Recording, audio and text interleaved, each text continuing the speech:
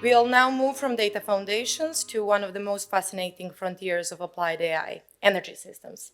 Our next speaker, Dr. Anna Varbella, is a researcher at ETH Zurich, working at the crossroads of machine learning and power grid systems.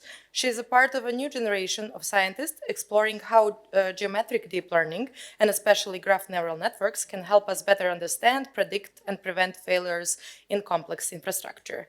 Anna's research includes the development of power grid foundation models, unified AI systems capable of predicting a wide range of grid-related behaviors, for power flow dynamics to cascading failures. She is also among the leading contributors to PowerGraph, a public benchmark dataset that enables researchers to test and compare machine learning models for grid prediction and resilience. Her recent work, Geometric Deep Learning for Online Prediction of Cascading Failures in Power Grid, demonstrates how AI can detect when a grid is moving toward a blackout state and do it in real time.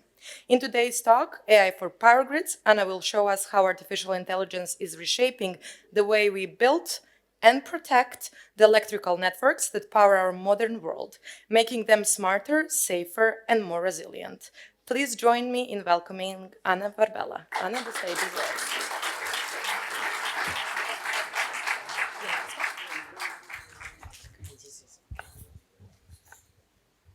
So I'd like to begin. Thank you so much for the amazing presentation, and thank you, Petar, for inviting me and the entire Maya Association at EEML.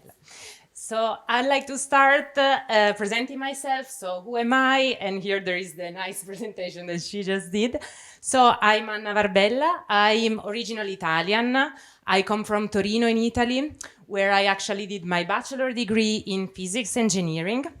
And afterwards, I moved to Switzerland to study nuclear engineering between Lausanne and Zurich. And then after that, I said, why not to start in a PhD in applying AI for power systems? And here I am today. I finished my PhD in July. And today, basically, what I'm going to present is my PhD topic. And beside that, I dance since I was 4, and this is what I do beside the research. So today I've been told that there are people that are familiar with the power system infrastructure. If you want to raise your hand, I would like to see your faces. And so my topic is on the power system. And I imagine not every one of you is aware of how complex this system is and how important it is for our society. So I took some global number from a report from the International Energy Agency. And so the power system infrastructure globally comprises of a very large number of power plants that produce electricity every day and power all our infrastructures. It is a very complex network that is about 80 million kilometers all over the world. And it is a dynamic network subjected to failures, maintenance, which makes everything more complicated. To make also a very important global number is that the power system in its entirety comprises of about 1/4 of global greenhouse gases emissions. So our aim is to decrease this emission. And it is also subject to extreme weather events that are becoming more and more frequent nowadays. And we saw this in one of the presentations before. Due to the high percentage of emission in this infrastructure and other infrastructure, we aim to electrify different industries, making the power system more vulnerable, actually, and increase the amount of renewable generation. Renewable generators are actually intermittent, which makes the power system more prone to failure, and this complicates the picture even more. And in Europe and in the US, the system is actually controlled by a very complex energy market, which is quite similar to the financial markets. So everything here does not look great for the future of the power system. So the power system complexity ranges in different dimensions. The first dimension is the time dimension. So we have phenomena that range from the very short time scale, so milliseconds, and these involve frequency and voltage control, 2 minutes for secondary and tertiary control, and 2 hours and days when we plan how the power system should operate in the market. Then another dimension is the spatial dimension. All in Europe, we have a very interconnected system, which comprises of 300,000 kilometers from Poland to Portugal. And finally, there is a hierarchical dimension, because the power system is not all the same. We have a distribution part, which is at a lower voltage, and the transmission part, which is at a higher voltage. Unfortunately, today you're not going to listen a presentation about all of it, but my topic focuses only on transmissions, on the transmission system, which is the most important for the reliability of our network, and on not on dynamics, but on our daily market-based schedule. So I know there are some people in the audience that are more in the distribution system, so maybe we can discuss later on how to apply these techniques also to the distribution system. And something that I would like to point out, since today the audience is mostly AI related, is that when we speak about transformers in the power system, we are not speaking about the AI transformer. Although today we are going to listen about both of them, so it's going to be confusing. And the power system transformer is an actual device that converts from a high voltage to a lower voltage or vice versa. So I hope to not confuse you too much. I also took some time to investigate how the power system is in Montenegro. And so the power system in Montenegro comprises in the European power system. It is very dependent on cross-border flows between the Balkans and Italy. There is a DC corridor connecting Montenegro to Italy.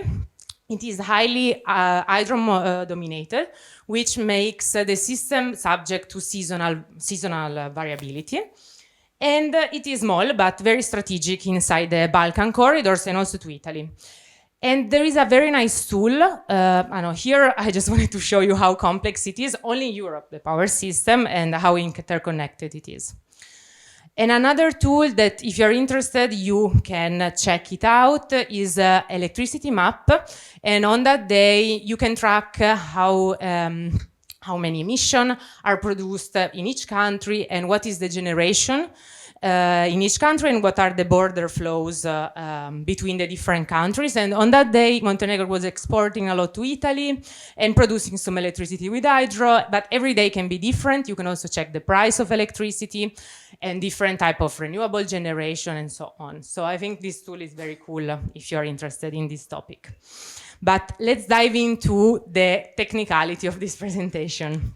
So today we're going to talk about different challenges in the power system sector and especially in power system modeling. So here we see a nice figure of a power system comprising of different transmission lines, transformers, and not the AI transformers, power plants, renewable and fossil fuel based, just to mention something. So the basics on how the power system operates are described by the power flow problem. So the power flow problem is the main problem that tells us how the electrical variables are in the power system. And we know in this case how much power is generated by each generation. And we want to know what is the power flowing in the transmission line. The power, unfortunately, is not an easy quantity, it's a complex quantity. So it comprises of an imaginary and real part. And this makes every type of quantity in the power system domains a vector to be calculated, and the equation that governs this phenomena is nonlinear and not easy to calculate. To make everything more complicated, sometimes we don't know how much power is generated, and we want to know what would be the most cost optimal way to generate power in the system, and this is described by the optimal power flow problem. The optimal power flow problem focuses in finding the cost optimal generation in the power system, but it's not only a minimization of cost problem, we also need to account our power flows equation, making everything nonlinear and non-convex. When we move from a stable state of the system towards studying the reliability of it, we want to understand what can happen if there might be one or simultaneous failures in the system, and this is studied through the study of cascading failures. And this is a way to simulate what can happen if outages might propagate in the system, causing some load to be disconnected. This is very important because it's the major cause of blackouts. And finally, we also might want to know how to expand and to strengthen our system. And this is studied in the transmission expansion planning problem, while we have to consider not only cost, but also security. And this might involve improving, upgrading different type of assets, such as transmission line or transformers. So all these problems have things in common. First, we are dealing with dynamic structures, subject to nonlinear relation and subject to uncertainty, which makes everything in this picture very computationally complex, especially for very large grids as one that we saw before, and very hard to scale. And here is where AI can help us solve some of this problem. Indeed, we can create AI tools that are computationally efficient and can generalize to unseen conditions. And so here, this is probably a repetition for you, but we have different AI paradigms that can be applied differently to different power system problem. And originally, power systems are studied through physics-based models, simulation, and so on. So the paradigms you are well aware of, and recently there has been a new field of research that are capable of combining physics-based modeling with data-driven modeling, and we are going to see a bit of this today. Specifically, my research has focused on deep learning, which is, as we saw this morning from the first presentation, a subset of the entire AI domain. So I will show you the structure of this presentation so that you can follow more easily, since all these topics are quite diverse. So first, I used in a paper and in a large project supervised learning to study 3 different phenomena, which are power flow, optimal power flow, and cascading failures. Then I wanted to investigate unsupervised technique, as not all the time we have labels. And in that case, I focused only on the optimal power flow. And finally, I applied reinforcement learning for understanding how the grid could evolve and be upgraded, also informed of cascading failures, so being able to upgrade the power system in a reliable way. So during the presentation, you're going to see on the right and on the left what topic I'm speaking of, so you can follow. What's in common of all these different problems and of all these different paradigms is the data behind it. So the data behind the electric power grid, which can be represented as such, is very easily represented as a graph. And today we saw how important graph neural networks are. And I actually used the graph neural network through the entirety of my research, because the power grid is so complex. We have features at the node, at the edge, and the topology of the grid really plays a very large role. And the important thing is also to develop techniques that are able to generalize to different topologies. And honestly, I never found a technique that is so elegant to model this type of phenomena, besides graph neural networks. So let's dive into the first project. Here there is a bit of what my papers are, and you can scan the QR code if you're interested in using the dataset that I developed. So in this project, I focused in creating a very large data set of graphs that represent different power systems. Here we see these names, IEEE 339, IEEE 118. These are nothing but electrical power grids that don't exist anymore, but we can use them in research. The problem about getting data on the power grid is that this data is not public, and it's a good thing because the grid is such a critical infrastructure that we don't want terrorist attack in our real grid, so the topology is not free to use. That's why you see Swiss grid blurred, because the data set is not publicly available. And the UK is not actually the exact UK topology, but a similar one, so that we can do some analysis on it. But in that case, I developed a graph data set for different tasks. The tasks involve optimal power flow, and cascading failure analysis. And the first two are modeled as a node regression, in a node regression fashion, as we learned this morning from Peter. And the last one is modeled as a graph classification or graph regression, in a graph regression way. And I benchmarked this data set for different graph neural network models and different hyperparameters. We see also the architecture that Peter has developed, the graph attention network, which actually performs quite well in my data set. And let's dive into the specific of this data set. So first, let's review what is the power flow. The power flow is this problem that tells us what is the steady state of the electrical system, and it's given by these two equations, which are, again, non-linear, so not very easy to solve. And in the power system, we need to predict a different type of quantity according to the type of node we are considering. So a node is where a load is connected, a generator is connected, and lines and transmission lines join together. And different nodes can have a generator or no generator. And when we have a generator bus, we call it PV bus. And for that bus, we need only to compute the complex part of the power and the voltage angle, because also the voltage is a complex quantity. And for PQ node, in that case, we don't have generation, and we need to predict the voltage, the active and reactive part. So we also associate features to the edge, and then we predict the output of our simulation. For the optimal power flow, we did the same thing, but in this case, it doesn't matter. We don't know what is the generator, how much power is generated. So we try to predict also that quantity. So it's an even more complex problem to solve.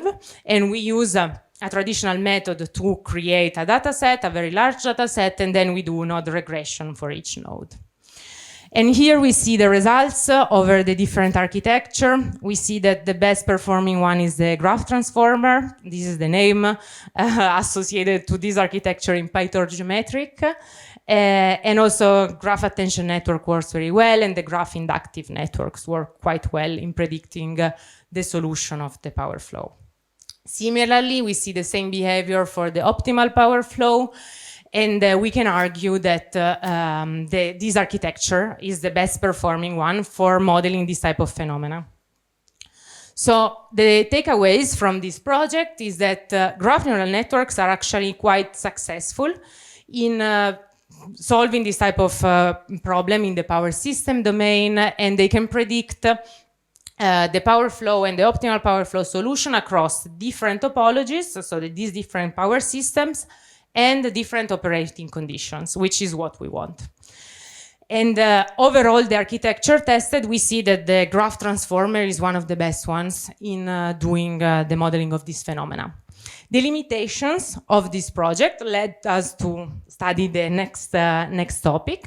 So first, we focused on only these IEEE test cases, which are benchmark power systems, so we don't have kind of solution for real power system data, and it might be a large effort to create data set for with this method. Since it's supervised, we use a traditional way, in a traditional method, to run many simulation and create large data set, and this can be quite computationally heavy. And this way of modeling is purely data-driven, and physics is not included. And power system operators don't like that. They like to see the physics respected. So this has led us to try to study the optimal power flow in an unsupervised way, using physics-informed graph neural networks. And this will lead to a publication. So this is recent work. I'm working on it, and I would like to show you how I am working on it. So again, I will go back again and again on the different problems, so you don't lose me. So the optimal power flow is an optimization problem that involves an objective function which is quadratic, and a different constraint, which are the hard part of this problem. The hardest constraint is the nodal power balance, which includes this power flows equation, non-convex, non-linear, which makes everything very computationally heavy for especially large grids. We also want this method to be robust to topology changes, because the power system undergoes many maintenance events and many failure events, so we don't want to run the optimal power flow every time the system changes. And so what are the methods that are used nowadays to solve this problem? So the transmission system operator used nonlinear solver, and the state of the art is IP-opt. You're gonna hear it during the presentation. And this type of solver, as a nonlinear optimization solver, they are quite successful. They can solve the COPF accurately. They have the physics built in, but they have no learning capability, they don't generalize, and they can be slow in real time. And so I call this paradigm as solve and doesn't learn.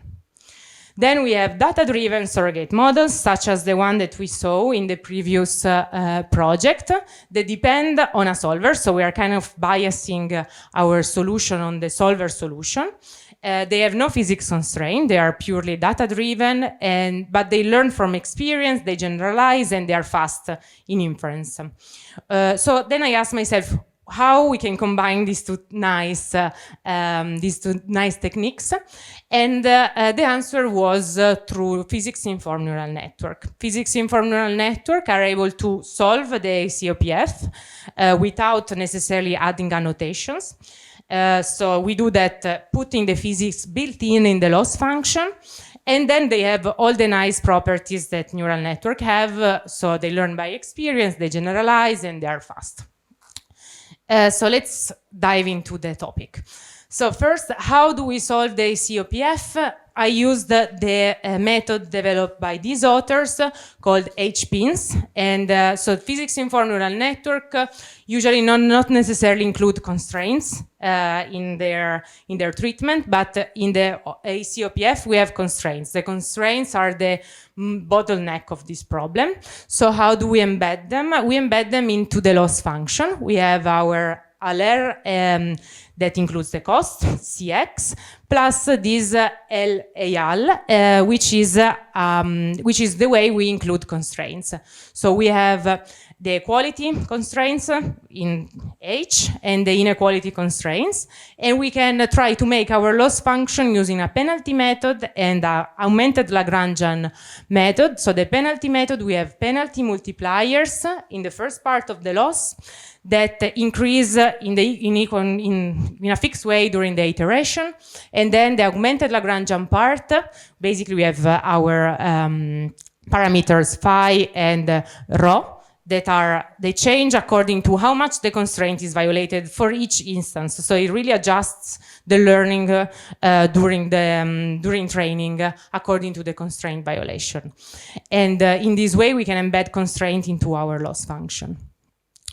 And the second part is how we can make sure that our solutions are robust to topology changes, and we do that through graph neural networks. So we generate a data set that includes topology variation, and then we train a GNN that is able to treat that very elegantly. So I did this analysis for various case studies, which are different type of system with a small power grid, such as the case 9, to larger grid, such as Swiss grid. And today we are gonna see results only on the Swiss grid power system. So the Swiss grid power system that we see there above includes 180 nodes and about 91 generators. And then we solve this in a fully unsupervised way. But to compare the results and to be able to benchmark our results, we use a traditional solver into the test and validation set. The training set is untouched and we have no annotation. And we report then how many times our IP-opt, which is the traditional method, is able to converge. And in the case of Swiss grid, it converges most of the time because it's a very reliable power system. And we create a data set that is quite large with different training samples that includes both different node features, which represent the different scenarios in the system and different topology variation, so that is actually robust against maintenance and outages. And here we compare how costly is the solution found by the graph neural network with the physics-informed loss compared to IPOpt, which is our traditional solver. And we see that our solver is actually quite cost efficient, so we find cheaper solutions for all the data set. This is a single grid being able to solve all these instances. And although we have some violations, these violations are quite comparable to the violation observed by the solver, the traditional solver itself. So it's quite a successful case study. What are the main takeaways of this project? So we show that we can actually solve the COPF without annotation, also robust to topology changes in an accurate and scalable way for different grids. We are able to generalize to different operating conditions and topologies. And we are quite fast in inference. The main critique is, why do we use such a complicated method compared to traditional solvers? And the reason is how much computational speed up you obtain through using a graph neural network or any type of data-driven modeling.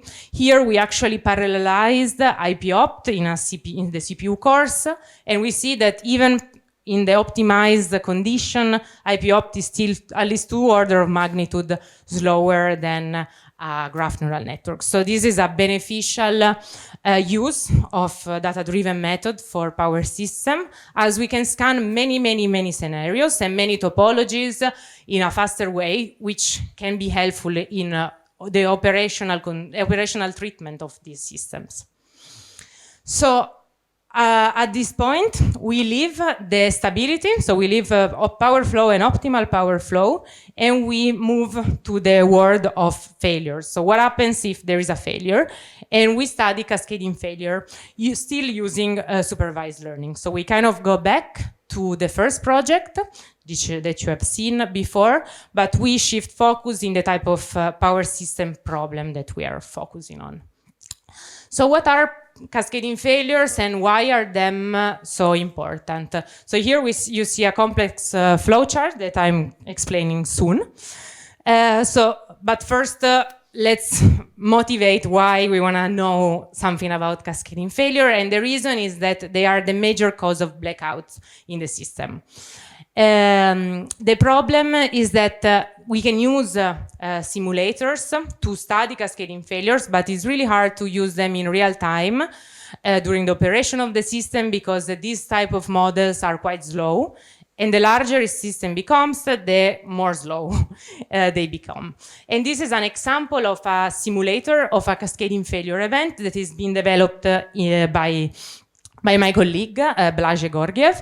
And basically, when we study cascading failure, a very common way is the following. So we get our system, which is stable. We initialize it using optimal power flow. We assume everything is stable. And then we study what happens under different outages that are called contingencies. These outages can be single or multiple. And after these outages, we go into the loop. We identify if there are islands. We check if the operation of each island is stable. We check for frequency violation, frequency control. We ensure the power balance. The power balance is nothing but the power flow equation. Then we check again, are there voltage violation? And if any of these conditions is verified, we have to perform these very weird acronyms. So under frequency load shedding, under voltage load shedding. What does mean? This is a complicated word, but it means that a load is disconnected from the system. So it means that your city can be completely cut off the grid, and this we don't want. And then we go iteratively until the system doesn't converge, and then we calculate at the end what is the amount of demand not served and what are the critical components. The demand not served is really the megawatt that you don't get as a customer. And this is the quantity that we are most interested on. And this method, as I said, they are computationally inefficient. So what did we do? we put a graph neural network, and we modeled it as a graph classification or a graph regression, as a graph regression task. So basically, we assign the demand not served become our label, and we can model it as demand not served, so the actual megawatt not delivered to customers, or as a binary classification label, or as a multi-class classification label. The binary way just tells us, has there been a blackout or not? The multi-class goes into what type of blackout we have observed in the system. And here are the results. So again, here we benchmark with different graph neural network for different grids, which are the one on the x-axis. And we see that, again, the graph transformer and the graph inductive network, they are basically similar in the performance, but they are able to classify these different phenomena very well. And also in the regression is very hard for this model, but even in this case, we get that these two architecture are the best performing. Then, after this result, what did we do? We tried to actually surrogate, so create a meta model of the original cascading failure model that we saw in the previous slide. And the output of the cascading failure model is an aggregated curve that tells us how is the risk profile of our system. And this is the risk curve. So we call this risk curve because it's the exceedance probability of observing a demand not served, that is the one that we see on the x-axis, that is bigger or equal than the one that we see. So the more our grid is safe, the lower the risk curve goes to the origin of our Cartesian axis. And we did this, and we see that our graph neural network is quite able to replicate the risk curve. And this is what we want to use actually in the operation of the grid. So let's summarize the takeaways. Again, here we saw what are the best performing architecture for this phenomena. We can predict if different operating conditions combined to different topology variation lead to a blackout of big or small size. And most importantly, we train graph neural network to generalize to different power systems, and we train a unique graph neural network also on multiple power systems together, and the performance was very high.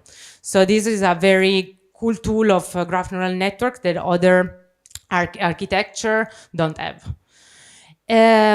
So now we don't put away the cascading failures because we use that in the last project that I'm gonna show you today, where I use the reinforcement learning for transmission expansion planning.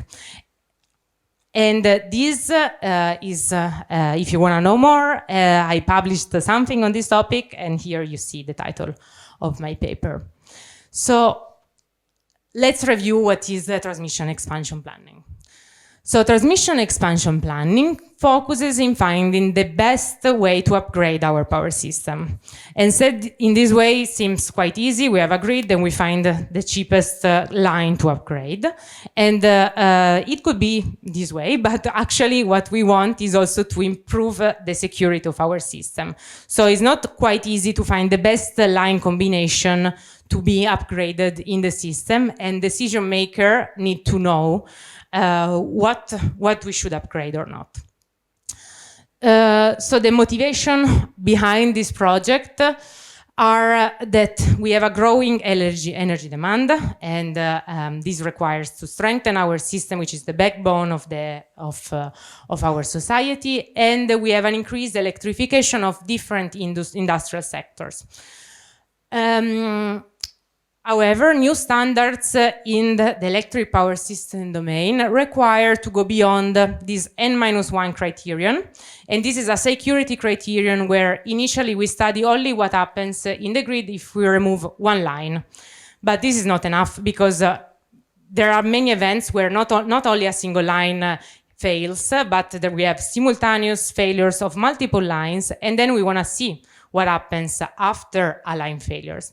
And we can study this using cascading failures. And we can do that using traditional method, but if we want to embed the traditional method in a problem such as the transmission expansion planning problem, this becomes too computationally heavy, and we cannot do that using traditional method. So we used the method developed before, which is the GNN surrogate model, into this treatment. How did we solve this problem? So this problem, the transmission expansion planning, is nonlinear because we have to include the cascading failures, is discrete because the decision variables are, do we want to upgrade a line or not? So it's a binary classification, binary optimization problem, and non-convex. And there are not many ways to solve this type of problems, also because we need to embed a different objective, not only cost, but also risk. And we used reinforcement learning to do so. So the reinforcement learning agent, in my case, is a graph neural network trained for link prediction. And it basically tells us what is the best action to take. So the action is what line to upgrade.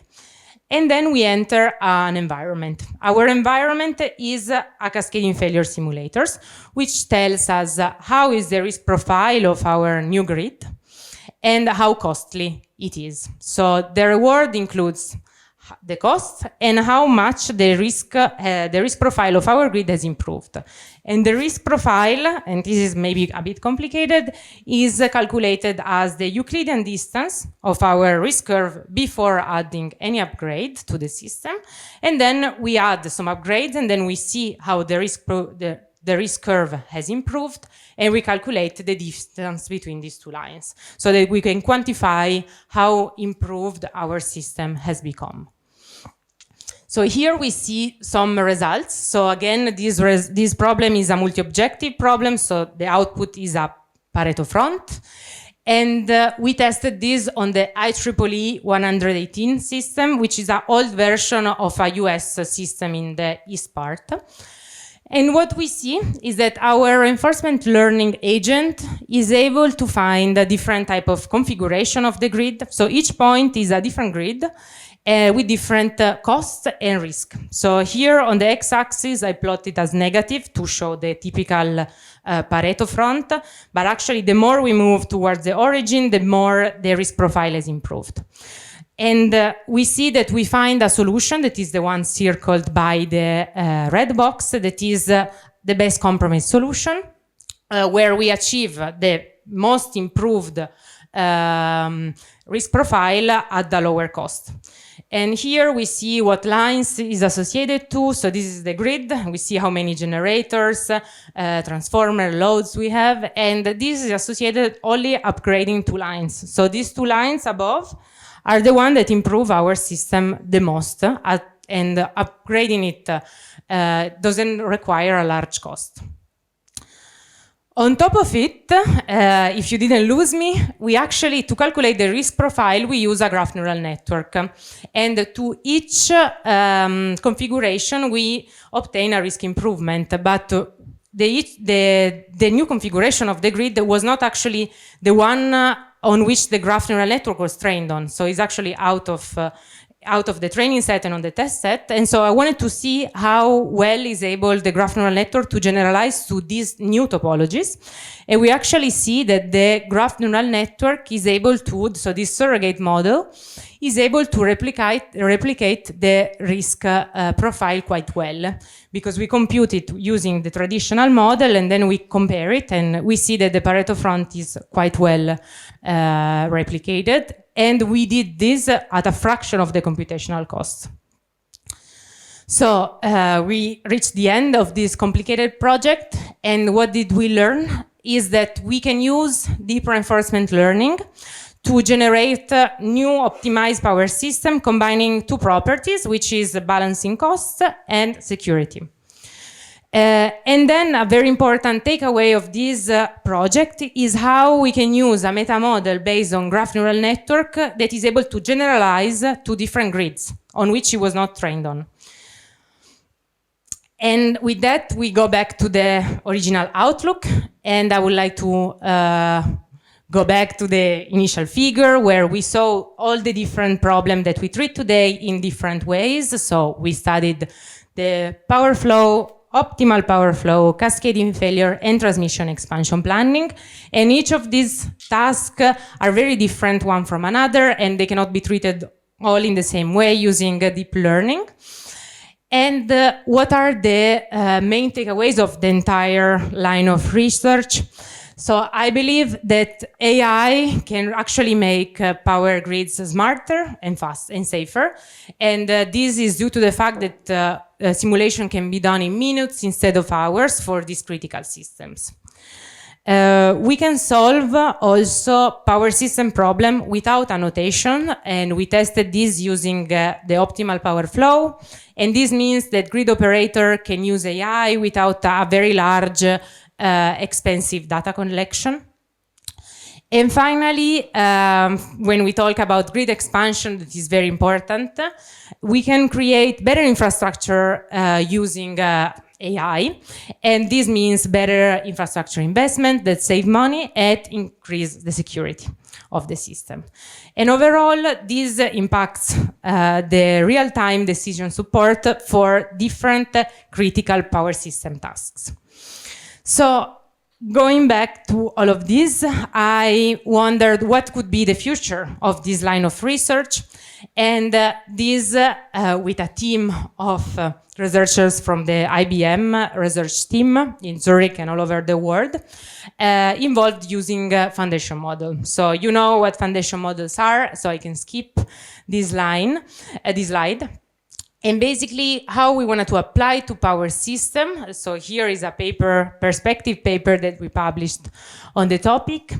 We believe that we can train a foundation model for the power grid by training a unique combined model for different power system that is able to generalize to different power system tasks. The problem about the power grid, and this we observed because the IBM team as we saw before also with GraphCast, was able to train a foundation model for the climate. While there we have images as data, the grid comprises of very different type of signals. We have images at the component level, we can have signals at the node edge level, and then the basic of the power system is a graph. So it's quite complicated to define what a foundation model in this field could be. What we imagined it as a graph regression task, so that is able to reconstruct the solution of the power flow problem, as that is really the backbone of the power system operation. And then this problem could be able to generalize to different tasks, such as contingency analysis, so understanding what line is most critical for different type of event, and also load forecasting and graph classification, as we saw for cascading failures. And online, that has been recently published a GitHub repo on this type of modeling, and if you are interested, you can just scan the QR code and check out the repo. It is a very first attempt to train a grid foundation model using graph neural network to reconstruct the power flow solution. And with this, I finish my presentation, and I thank you for your attention, and if you have any question, I'm happy to answer.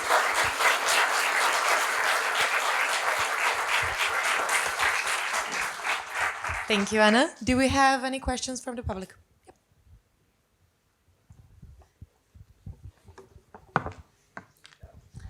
Hello, thank you for the presentation. I have a really basic question about physics-informed neural networks. So I didn't understand from your presentation, do you encode physics by building some physics-informed layers, or you just encode it by putting some parts in the loss function? And do you have to wait if you have many terms for different, let's say, problems in the loss function? Do you have to weight them in terms of training, how you train? Yeah, thank you for your question. It's actually a very good question. So in my case, there are ways to encode physics into the architecture. In my case, I encode it only in the loss function. So we have the entire problem embedded into the loss function. And to avoid having to weight the different type of part into the loss function, we use this paper that uses augmented Lagrangian multipliers. So basically, the multipliers they change during learning and they adapt themselves according to the violation magnitude. So we kind of skip this problem. Nevertheless, some of the violation, they still remain order of magnitude lower compared to others. So that's why we get slight violation into the output of our solution. So actually, there might be a need of adjusting some weight in front of the loss function. You're welcome. Thank you for a really interesting presentation. I don't see you. Yeah, I'm here. Yeah. Like the most interesting aspect was the reinforcement learning. But maybe we can talk about that later. But I'll ask just two simple questions. One is how did you encode the topology of the system, like the changing configuration? Like did you use it as input features to the network? And the second question is, have you considered renewables? Because recent research suggests that when we add renewables, they complicate the distributions in the input features, which degrades the performance of the many deep learning models that we have today. Yeah. So thank you very much for your question. So regarding the first part of the question, so we actually embed the topology in the adjacency matrix. So different instances of our data set is different adjacency matrix, so we remove lines or we change the weight of the adjacency matrix. For the reinforcement learning part, we use the weighted adjacency matrix and we add according to the amount of lines amount of upgrades we add to the line. And in the second part, in this type of research, I use really benchmark data from MatPower, which does not use renewable generators, but we create distribution over different generators. So actually, there is quite a distribution over traditional generators, but you can add. You can change each type of generators, and basically adding renewables in this type of modeling means changing the amount of generator at each generator. So actually, I think it depends on how you model each generator, but it's kind of embedded in this research, although not explicitly. Yeah. Thank you, Anna. Do we have any more questions?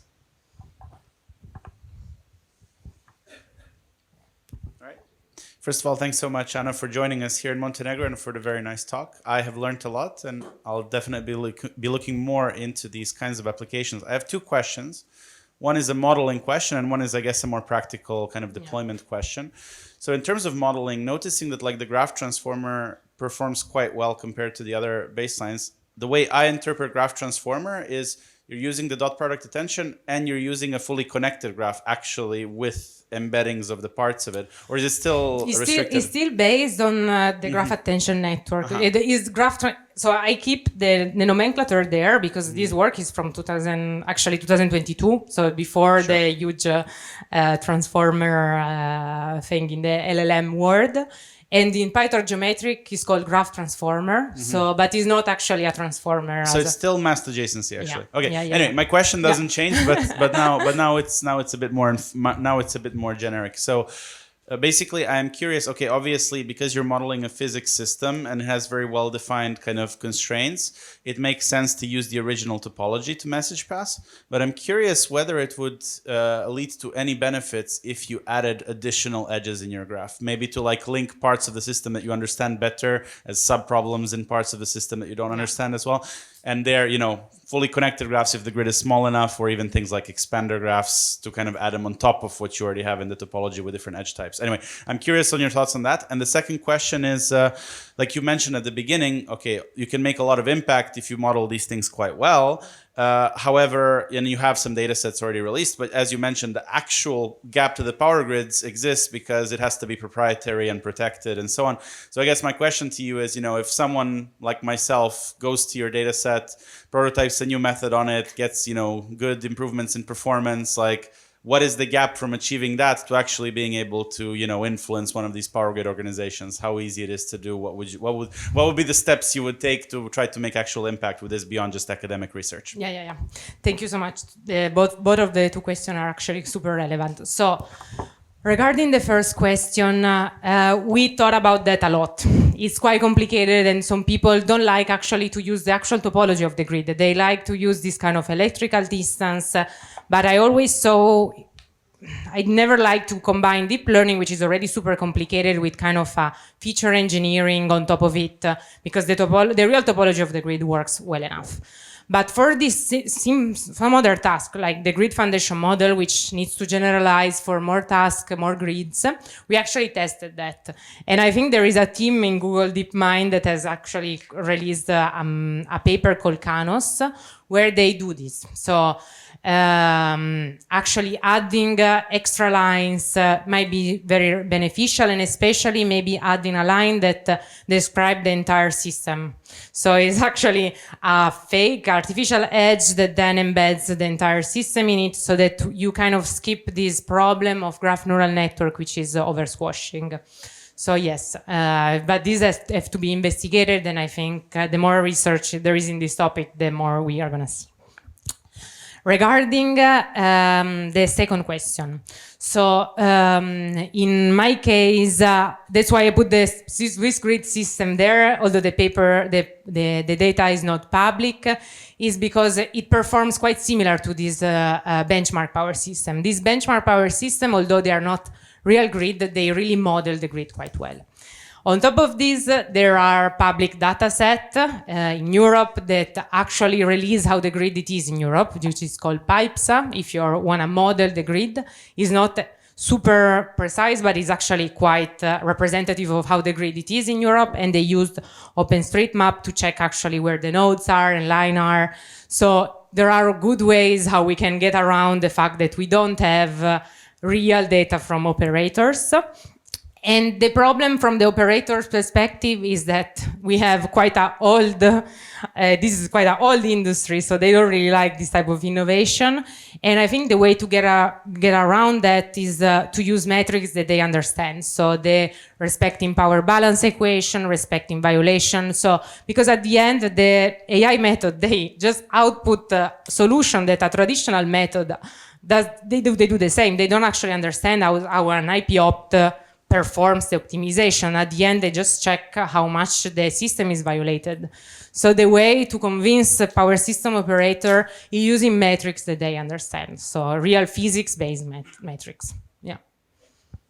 Thank you, Anna.